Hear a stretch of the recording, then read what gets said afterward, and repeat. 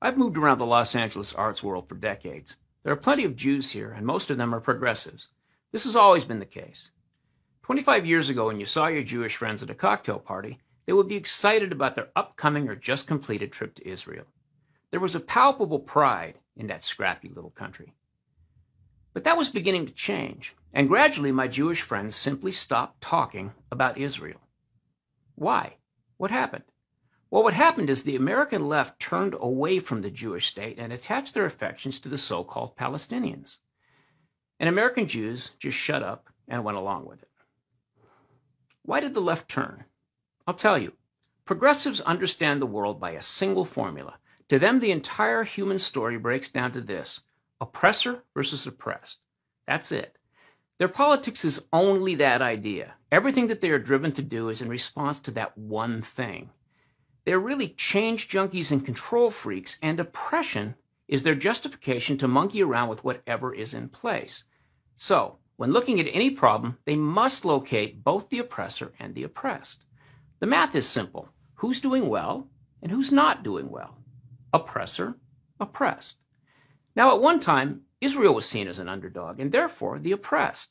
This enabled the left to root for her. She was made up of hunted peoples who had survived an attempted genocide. What could be better? And early on, Israel was moving toward a socialist model. Meanwhile, in our universities, a radical professor named Howard Zinn was turning U.S. history on its head. What we'd seen as a country of tough, hard-headed pioneers was being recast as an oppressor nation. And the indigenous peoples who were supplanted by our ancestors were cast as the oppressed. Progressives longed to go back in time and rescue those noble primitives from, well, us.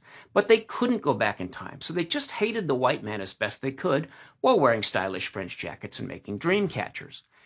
And over there in the Middle East, Israel was losing interest in being a socialist communal underdog. They morphed into a nation of badasses.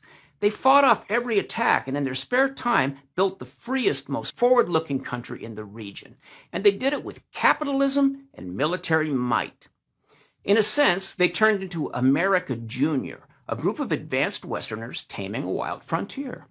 And so, in the minds of progressives, the Palestinians became the indigenous peoples, the First Nation peoples. They became, well, the Indians. This was just what the left was looking for. Cowboys and Indians in real time. Oh, goody. And so the progressives switched sides, and they have hated Israel ever since. In exactly the way and for exactly the reasons they hate America. And gradually their fantasy-based adoration of Palestinian Arabs spread to Islam in general. This explains why savage tribalism and patriarchy among Muslims does not bother the left. They had already learned to forgive all that in the American Indians who had been subjugated by empire in North America. You notice how lefties always refer to housing developments in the West Bank as settlements? And the brave Israelis who live there as settlers? Where have we heard that before? But wait a minute. What's wrong with this picture? Oh yeah, the Jews were there first. They were conquered by the Greeks. They were subjugated by the Romans. The dead white guys inventing Western civilization were stealing Jerusalem long before Muhammad ever flew there on his magic horse. Palestine was the Roman province of Palestina, which Emperor Hadrian established in 135 AD to drive the Jews out once and for all. This makes them the indigenous peoples who were displaced by imperialist greed. The Israelis are the Indians.